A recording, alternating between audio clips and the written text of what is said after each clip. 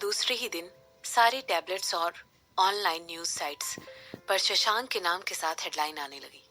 News के according Shashank एक बहुत ही क्रूर बिजनेसमैन था, जो कि अपने अनाथ आश्रम में पले बड़े होने के सच को इस्तेमाल करके अपनी रेपुटेशन को बढ़ाने का काम करता था। सच में उसे बच्चों के बारे में कोई परवाह ही नहीं थी। वो बस अनाथ आश्रम का नाम यूज करके खुद को किसी ऐसे की तरह पूरे कर रहा था, जो कि कभी भी ये बात भूलना नहीं चाहता था कि वो कहाँ से आया है। उस न्यूज में ये बात भी लिखी हुई थी, जिस अनाथ आश्रम से शशांक आया था, वो जिस जमीन पर बना हुआ था, वो जमीन शशांक ने किसी प्राइवेट कंपनी को दे दी थी, जो कि वहां पर प्रॉपर्टी डेवलपमेंट करने वाली थी। ऑफ कोर्स इस न्यूज के बाहर आने से पूरे बिजनेस की दुनिया में तहलका मच गया था। आखिरकार वर्मा इंडस्ट्रीज उदयपुर की एक नामी कंपनी थी, जो कि बैंक के इंडस्ट्री से ताल्लुक रखती थी। कुछ लोगों ने तुरंत ही इस न्यूज को पढ़कर उसे जज कर लिया, जबकि कुछ लोगों ने कहा कि ये एक बिजनेसमैन के लिए बिल्कुल आम सी बात है कि वो पहले अपने बिजनेसमैन में होने वाले फायदे की तरफ देखे। किसे पता था कि उस प्राइवेट कंपनी में वो प्रॉपर्टी खरीदने के लिए उसे कितना दाम दिया था। आह, एक जर्नलिस्ट होना बड़ा ही मुश्किल काम है। सुनने में तो कम से कम ये मुश्किल ही लगता है। सिमरन ने तुरंत ऐसा कहते हुए एक जम्वाई ली। इसके बाद वो आगे कहने लगी, सोचो ये सारी कहानियां बनाना, और वो भी सिर्फ लोगों की अटेंशन अट्रैक्ट करने के लिए। तुम्हें नहीं लगता ये बहुत मुश्किल काम है? ऐसा कहते हुए उसने तुरंत अपने हाथ में लिया हुआ टैबलेट अपने हस्बैंड को थमा दिया और उससे लिपट गई। उसने अपना सर शशांक की गर्दन पर रखा और उससे आती हुई धीमी धीमी खुशबू को महसूस करने लगी। सिमरन ने अपने हाथ उसकी कमर पर कसकर बांध लिए थे, ताकि वो उसके और करीब आ सके। अभी सुबह के 6 बज रहे थे और वो वाकई में शशांक के साथ ब्लैंकेट में थोड़ी देर और कडल करते हुए 1 घंटे के लिए और सुस्ताना चाहती थी। मुझे एक वेकेशन चाहिए, सिमरन ने धीरे से शशांक के कान में कहा। जैसे ही हमें जानकी मिल जाएगी, हम लोग दूर कहीं एक लंबे वेकेशन पर जाएंगे। ठीक है, तुम कहाँ जाना चाहती हो? ऐसा पूछते हुए शशांक ने तुरंत उस टैबलेट को दूर रख दिया और सिमरन को एक हाथ से गले लगाते हुए अपना एक हाथ सिमरन के नीचे तकिए की तरह रहने दिया। मैं हमेशा बिजनेस के लिए ट्रेवल करती रहती हूँ। इस बार मैं चाहती हूँ कहीं दूर जाकर पुरानी हवेलियों को देखना और ऐसे गांव में जाना जहाँ पर पुरानी सभ्यता के निशान अभी भी देखने को मिलते हैं। यहाँ तक कि मैं वहां पर जाकर उनकी पुश्तैनी पोशाक भी पहनना चाहती हूँ, सिमरन ने कहा। आह, तो फिर हम लोग किसी पुरानी जगह चलकर शादी क्यों नहीं कर लेते? इस तरह हमारे पास वहाँ की ट्रेडिशनल ड्रेस पहनकर शादी करने का सेलिब्रेशन बनाने का मौका भी मिलेगा और हमारी शादी एक यादगार ओकेजन रहेगी, शशांक ने कहा। सच में क्या ऐसा हम कर सकते हैं? सिमरन ने पूछा। ऑफ कोर्स, ऐसा कहते हुए शशांक जोर से हंसा और इसके बाद आगे कहने लगा, मुझे लगता है हमें ऐसा हर कंट्री में जाकर करना चाहिए। पहले हमें इंडिया में ये करना चाहिए, इसके बाद हम यूएस जाएंगे, फिर यूरोप और फिर हर उस जगह जहां पर हम काम करने जाएंगे। तो फिर इस तरह से जिस कंट्री में भी हम काम करने जाएंगे, हमारे पास वहां की मैरिज सेरेमनी अटेंड करने का मौका भी रहेगा, सिमरन ने खिलखिलाकर कहा। ये आदमी कुछ ज्यादा ही क्रिएटिव है। इस तरह से भले ही हम दूसरी जगहों की पोशाक पहनकर शादी करेंगे, तभी हमें एक साथ रहने का मौका मिलेगा और अपने तरीके से अपनी सभ्यता को जानने का भी मौका मिलेगा। ऐसा कहते हुए शशांक ने धीरे से सिमरन के दिल में गर्मजोशी से भरी हुई और कंफर्ट देने वाली फीलिंग भेज दी थी। पता नहीं किस वजह से शशांक के शब्द सुनकर सिमरन की रोने की इच्छा हो रही थी। पता नहीं वो इतनी इमोशनल क्यों हो रही थी। सिमरन सोचने लगी कि हो सकता है उसका मंथली टाइम नजदीक आ रहा था, इसलिए उसे इतना ज्यादा इमोशनल फील हो रहा था। अपने दिमाग में ये सोचते हुए उसने अपनी आंखें बंद की और सोचा कि वो शशांक से कुछ भी नहीं कहेगी। कुछ मिनटों के बाद उसके चेहरे पर एक अलग ही मुस्कुराहट आ गई और उसने अपना चेहरा ऊपर उठाते हुए सीधे शशांक की आंखों में देखा और कहने लगी, तो फिर ठीक है, हम लोग दुनिया के हर कोने में शादी करेंगे। ऐसा कहने के बाद वो झुककर शशांक और सिमरन दोनों को ही अपने सबऑर्डिनेट से उस और अपने जिस्म की रिकॉर्डिंग कई सारे कॉल रिसीव हुए थे। यहाँ तक कि गिरीश भी कॉल करके सिमरन से पूछ रहा था कि क्या उसे इस न्यूज को हटाने के लिए कुछ मदद चाहिए। हालांकि उन दोनों ने ही किसी भी तरह की कोई असिस्टेंस के सारे ऑफर ठुकरा दिए थे। उन लोगों ने सबको इस बात का यकीन दिलाया कि सब कुछ उनके कंट्रोल में है और उन लोगों को इस बारे में चिंता करने की कोई जरूरत नहीं है। हालांकि कुछ घंटों के बाद एक ब्लॉग साइट सामने आई और उन लोगों ने ऑनलाइन आई हुई हर न्यूज को डीबंक कर दिया। उस ब्लॉग साइट की ओनर उस अनाथ आश्रम से ही कोई थी। शशांक के उनके प्रति दयालु होने का प्रूफ भी प्रोवाइड किया था। उसने कह दिया था कि ये सारी खबरें शशांक के बारे में उसे बदनाम करने के लिए फैलाई जा रही हैं। वो ऐसा बिल्कुल भी नहीं है। यहाँ तक कि उसने ये बात भी एक्सप्लेन की कि जॉब दिलाने में और अनाथ आश्रम छोड़कर जाने के बाद एकोमोडेशन के लिए भी काफी मदद की थी। उसने ये भी कहा कि शशांक ने कभी भी उन लोगों को इन सारी चीजों के लिए कुछ भी करने नहीं दिया। यहाँ तक कि उसने कुछ अनाथ बच्चों को अपनी सिक्योरिटी डिटेल देकर एक परमानेंट जॉब भी दिलवाई थी। आखिर कैसे ये न्यूज चैनल वाले कैसे इस तरह के महात्मा को नीचे दिखा सकते हैं, और भला वो किसी ऐसे इंसान के साथ ऐसा कैसे होने दे सकती थी जो कि उनका रखवाला था। जब वो ब्लॉग एक ट्रेंडिंग टॉपिक में बदल गया तो एक और इंसान ने सामने आकर यही बात सबको बताई।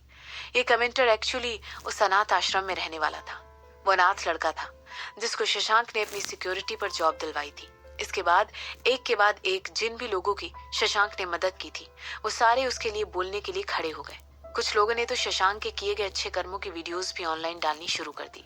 जो भी लोग सक्सेसफुली किसी के थ्रू अडॉप्ट किए गए थे वो लोग भी इस मामले में सामने आए और उन लोगों ने अपने अनाथ आश्रम के एक्सपीरियंस को पब्लिक के सामने शेयर किया।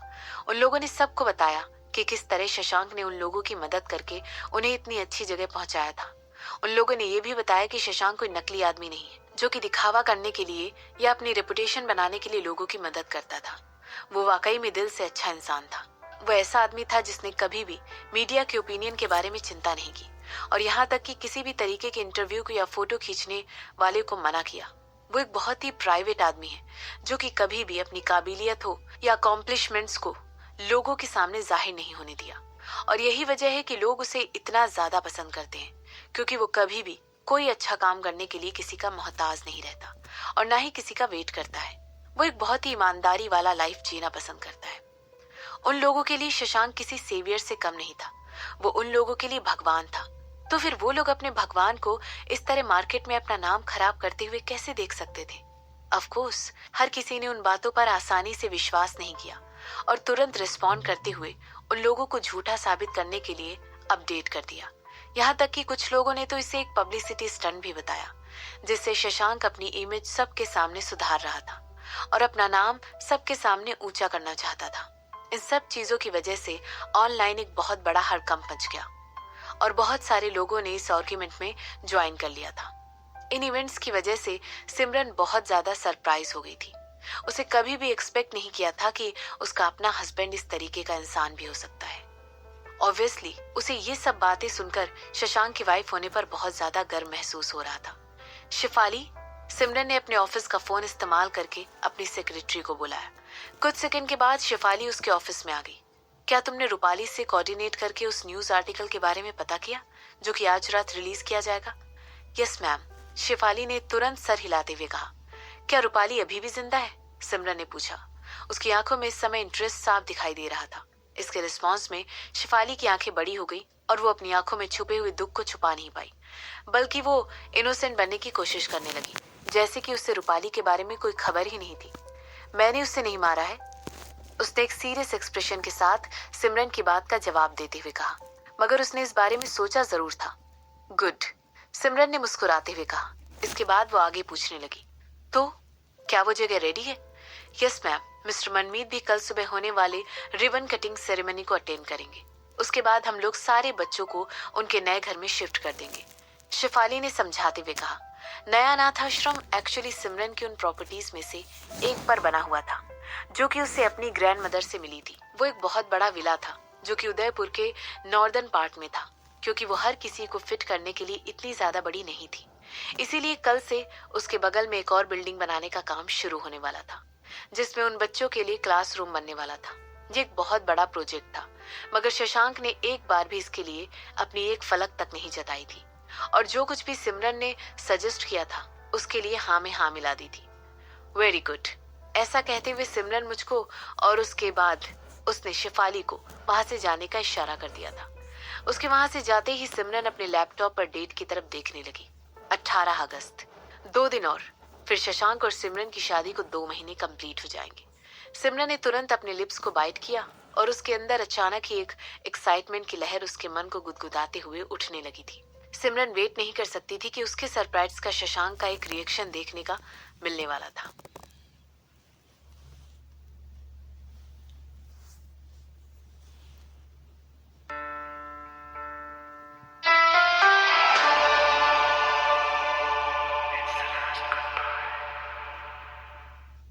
रात रात हो चुकी थी और जो न्यूज शशांक के बारे में फैलाई गई थी वो अभी भी ट्रेंडिंग में थी।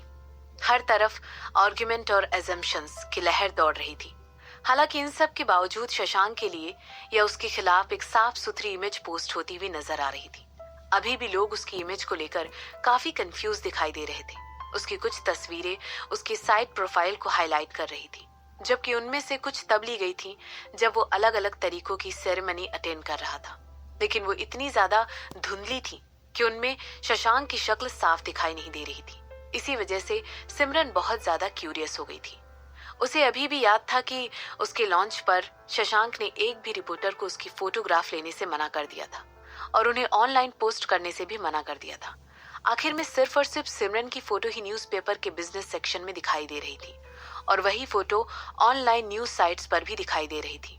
ऐसा नहीं था कि सिमरन को इस बात की कोई परवाह थी, लेकिन फिर भी सिमरन ये जानने के लिए बहुत ज्यादा उत्सुक था कि शशांक को अपनी किसी भी तरह की फोटो ऑनलाइन डालना इतना नापसंद क्यों था। आखिर इस बात की ऐसी क्या वजह थी? जब सिमरन शशांक से फेस टू फेस नहीं मिली थी तब उसे ऑलरेडी ये बात पता थी कि वो एक गुड लुकिंग आदमी है। उसके हैंडसम होने के चर्चे पूरे उदयपुर में फेमस हैं। लेकिन इन सब के बावजूद भी उसे ऑनलाइन उसकी एक भी पिक्चर कभी नहीं दिखाई दी। ऑफ कोर्स उस समय उसे ये बात इतनी ज्यादा अजीब नहीं लग रही थी। बहुत सारे ऐसे पैसे वाले लोग थे जो कि बहुत सारी इन्फ्लुएंस के बावजूद भी हमेशा एक हद तक प्राइवेसी मेंटेन करना पसंद करते हैं।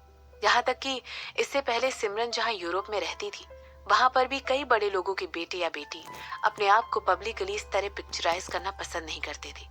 यहाँ तक कि अगर कुछ लोग उनकी फोटो लेकर ऑनलाइन डाल देते थे तो उन्हें ऐसा लगता था जैसे किसी ने उनकी प्राइवेसी को खराब कर दिया है।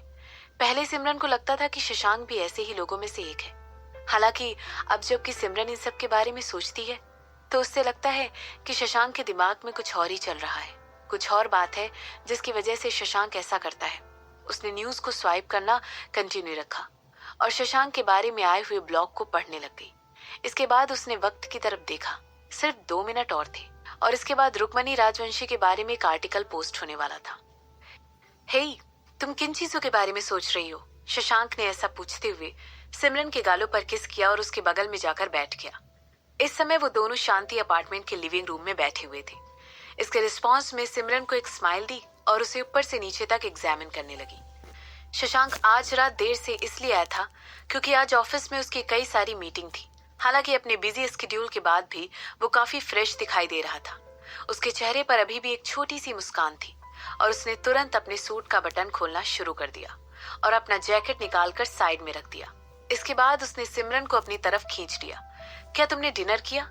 सिमरन ने पूछा। सिमरन ने भी डिनर नहीं किया था क्योंकि वो शशांक का वेट कर रही थी। वो सोच रही थी कि क्या शशांक ने ऑलरेडी उसके बिना खाना खा लिया था। नहीं, मैं कुछ खाने के लिए लेकर आया हूँ, चलो साथ में खाते हैं। ऐसा कहते हुए शशांक वहां पर रखे हुए फूड बॉक्स को देखने लगा। ठीक है, सिमरन ने एक टेढ़ी मुस्कान के साथ कहा। इसके बाद वो दोनों चलकर किचन की तरफ गए और खाना खाने लगे। वो न्यूज अभी तक बाहर आ गई होगी, सिमरन ने कहा। शशांक सिमरन के फेवरेट रेस्टोरेंट में उन दोनों के लिए डिनर पैक करवा लिया था। ऑफ कोर्स सिमरन को उस खाने से कोई प्रॉब्लम नहीं थी क्योंकि उसे वो खाना बहुत पसंद था। हाँ, शशांक ने कहा। इसके बाद वो आगे कहने लगा, मनमीत मुझे काफी देर से पका रहा था। वो मुझसे बार बार पूछ रहा था कि इसमें उसका रोल क्या है। मैंने उसे बता दिया कि वो राजवंशी परिवार के साथ खुद डील कर सकता है, लेकिन पहले हम दोनों उनसे निपटेंगे। ओह, सिमरन ने ऐसा कहते हुए सिर हिला दिया। जिस तरीके से शशांक और मनमीत पिछली बार बात कर रहे थे, सिमरन को लगा कि ये बात बिल्कुल ऑब्वियस थी कि मनमीत किसी को भी मौत के घाट उतारने में बिल्कुल एक्सपर्ट था। सिमरन ने शशांक से इसके बारे में कुछ भी नहीं पूछा था और उसने खुद से भी इस बारे में सिमरन को किसी तरह की कोई इन्फॉर्मेशन देना जरूरी नहीं समझा।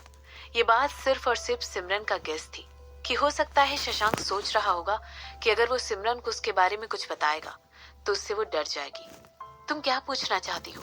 शशांक ने तुरंत सिमरन से कह दिया। इसके रिस्पॉन्स में सिमरन अपनी एक आईब्रो उठाकर उसकी तरफ देखने लगी और हंसते हुए फिर वो उससे कहने लगा, हम यहाँ से तुम्हारे सारे ख्याल सुन सकते हैं। सिमरन बस अपने होठों को मोड़कर इस समय उसे देखते हुए पाउट कर रही थी और मुस्कुराते हुए उसने अपना सर हिला दिया। हाँ, हो सकता है उसके चेहरे के एक्सप्रेशन ने सिमरन से सब कुछ कह दिया था। मनमीत, वो कोई मूर्तिकार नहीं है, मैं सही कह रही हूँ ना? वो है, लेकिन अलग तरीके का, शशांक ने कहा। ओह, तो क्या उसकी कला में मरे हुए लोगों की जरूरत पड़ती है? सिमरन ने पूछा। हाँ, पड़ती है, शशांक ने सच सच सिमरन को बता दिया। जब शशांक के अडॉप्ट होने के बाद उसके पिता ने उसे अपनी कंपनी दी, तो उन्होंने अपने अंडर बचे हुए सारे लोगों की जिम्मेदारी मनमीत के हाथों में सौंप दी थी। अगर शशांक लीगल तौर पर उनके बिजनेस को मैनेज कर रहा था, तो मनमीत बिल्कुल उसके उलट काम कर रहा था। अगर सच कहा जाए तो मनमीत वाकई में मूर्तियां बनाने में बहुत ज्यादा टैलेंटेड था। उसके बनाए गए कई पीसेस तो बहुत ही शानदार थे, और उनमें से हर एक बहुत ही खूबसूरत तरीके से क्राफ्ट किया गया था। यहाँ तक कि उसकी हर एक मूर्ति को आर्ट क्रिटिक्स ने बहुत अच्छे रिमार्क्स दिए थे। मगर वो अपनी ये कला ज्यादातर अपने दुश्मनों पर आजमाता था। ऐसे सुनते ही सिमरन शशांक की बातों पर सर हिला दिया। उसे अभी भी याद था कि जब वो तीनों छोटे हुआ करते थे, तो मनमीत कितना खुश मिजाज बच्चा हुआ करता था। वो हमेशा हर किसी को अपनी लगातार करते हुए बड़बड़ से एंटरटेन करता था, और इसी वजह से उसके लिए दोस्त बनाना बहुत ही आसान था। यहाँ तक कि अनाथ आश्रम में बहुत सारी लड़कियां उसे इसी वजह से बहुत पसंद भी करती थी। वो आदमी दिखने में भी बहुत हैंडसम था, और साथ ही साथ मजाकिया भी था। हालांकि वो थोड़ा सा बेवकूफ था, लेकिन फिर भी हर कोई उससे इसलिए प्यार करता था क्योंकि वो आसानी से किसी को भी अच्छा फील कराने में पीछे नहीं हटता था। मनमीत शशांक के स्टूडियस नेचर के बिल्कुल अपोजिट था। शशांक एक शांत और हमेशा ही अकेले रहने वाला इंसान था। सबके साथ सोशलाइज करने में और गेम खेलने की बजाय वो एक कोने में बैठकर बुक पढ़ना पसंद करता था। हालांकि मनमीत और शशांक एक दूसरे के बिल्कुल अपोजिट थे, लेकिन फिर भी वो दोनों एक दूसरे के बेस्ट फ्रेंड के तौर पर बड़े हुए थे। वो दोनों ही अनाथ आश्रम में तब आए थे जब वो पैदा ही हुए थे, और दोनों लगभग सेम टाइम पर वहां आए थे। इसीलिए अगर कहा जाए कि वो दोनों लगभग 30 सालों से साथ थे, तो ये बात बिल्कुल सही थी। हे, तुम उस समय मनमीत को इतना पसंद क्यों करती थी? शशांक के अचानक ऐसा पूछने से सिमरन बिल्कुल सरप्राइज हो गई थी। ओह, हर कोई उसे उस समय पसंद करता था, इसलिए मैंने भी सोचा कि मुझे भी उसे पसंद करना चाहिए। सिमरन ने शशांक की बात का जवाब दिया। उस समय सिमरन को किसी को पसंद करने का मतलब तक नहीं पता था, लेकिन जब उसके ग्रुप की हर लड़की कहती थी कि उसे मनमीत बहुत पसंद है, तो सिमरन को लगा कि उसे भी मनमीत को लाइक करना चाहिए। इसमें क्या गलत हो सकता था, है ना? जैसे ही शशांक ने सिमरन का जवाब सुना, वो अपनी जगह पर बैठे बैठे जोर से हंसने लगा। उसकी हंसने की आवाज इतनी तेज थी कि वो पूरे घर में गूंज रही थी। उसे इस तरह हंसते हुए देखकर सिमरन अपनी आईब्रो उठाकर माथे पर सिकुड़न के साथ उसे देख रही थी। वो उसे इस तरह घूर रही थी जैसे उसे कच्चा ही चबा जाएगी। इसके बाद वो पूछने लगी, इसमें इतनी ज्यादा हंसने वाली क्या बात है? वेल, मैंने ये बात बिल्कुल भी एक्सपेक्ट नहीं की थी कि उस समय तुम इतनी ज्यादा बेवकूफ थी। ऐसा कहने के बाद शशांक ने हंसना जारी रखा। उस समय बस 10 साल की थी। तुम मुझसे क्या एक्सपेक्ट करते हो कि उस उम्र में मुझे किसी को लाइक करने का मतलब पता होगा? सिमरन ने अपने बचाव में कहा। वो बिल्कुल एक नॉर्मल लड़की थी, ठीक है ना? उस समय मैं मनमीत से कहीं ज्यादा हैंडसम और स्मार्ट था। तुमने मुझे लाइक क्यों नहीं किया? शशांक ने पूछा। अगर सिमरन शशांक को ये बता देती कि ऐसा इसलिए था क्योंकि वो कुछ ज्यादा ही स्मार्ट था, तो उसे इस बात का यकीन था कि शशांक उसकी इस बात पर भी एक जोर का ठहाका मारेगा और उसका मजाक उड़ जाएगा, और उसकी अभी थोड़ी देर पहले उसे बेवकूफ कहने वाली बात बिल्कुल सच हो जाएगी। हालांकि उस समय सिमरन एक बच्ची थी, लेकिन फिर भी सिमरन ने सोचा कि उसे इस मामले में चुप ही रहना चाहिए, और इसीलिए उसने शशांक को जवाब देने की बजाय अपनी आंखें छोटी करते हुए उसकी तरफ देखना प्रेफर किया, और उसे गुस्से से भरी नजरों के साथ देखने के बाद एक कोल्ड टोन में उससे कहा, तुम्हारी हिम्मत कैसी हुई कि तुम अपनी वाइफ को बेवकूफ बुलाओ? ऐसा कहते हुए वो धीरे से अपनी सीट से उठ गई, लेकिन उसकी नजरें अभी भी शशांक पर पूरी तरह जमी हुई थी। मेरे प्यारे मिस्टर वर्मा, आज आप लिविंग रूम में सोएंगे। ऐसा कहने के बाद सिमरन डाइनिंग रूम से भागकर चली गई। उसकी शैतानी से भरी हुई हंसी अपार्टमेंट में गूंजने लगी, जबकि इधर शशांक और सिमरन एक और हसीन रात साथ में गुजार रहे थे। वहीं इंटरनेट पे एक ऐसी ऑनलाइन न्यूज पब्लिश हुई जिसकी वजह से इंटरनेट एक्सप्लोड हो गया, और उन पर बस एक ही आर्टिकल इस समय पब्लिश हो रहा था, जिसमें दिखाया जा रहा था कि कॉलेज सिटी की सीईओ, जिसका नाम रुक्मणी राजवंशी है, वही वो औरत थी जिसने वो अनाथ आश्रम वाली जमीन खरीदी थी। आखिर एक औरत अपनी डेवलपमेंट के लिए एक अनाथ आश्रम को कैसे डिस्ट्रॉय कर सकती है? आखिर ये किस तरह की क्रूर औरत थी जो ऐसा करेगी? बहुत सारे लोग उसको इस समय क्रिटिसाइज कर रहे थे। रुक्मणी वाकई में एक बहुत ही खूबसूरत औरत थी, जिसे बिजनेस करने के अनमोल टैलेंट से जाना जाता था। बाहर से वो बिल्कुल किसी परी की तरह दिखती थी, लेकिन उसने ऐसा सोचा था कि अंदर से वो एक्चुअली में एक लालच से भरी हुई प्रॉफिट कमाने वाली औरत थी, जिसे सिर्फ और सिर्फ अपने फायदे के बारे में सोचना आता था। जबकि कुछ लोग उसके बचाव में कमेंट कर रहे थे। वहीं कुछ ज्यादा ही लोग और ज्यादा अफरी तफरी मचा रहे थे और यहाँ तक कह रहे थे कि वो उसे पूरी तरह से बायकॉट कर देंगे और उसकी कंपनी स्कारलेट सिटी को भी बायकॉट कर देंगे, चाहे कुछ भी हो जाए। इस तरह की कोई भी बात टॉलरेट किए जाने लायक नहीं थी।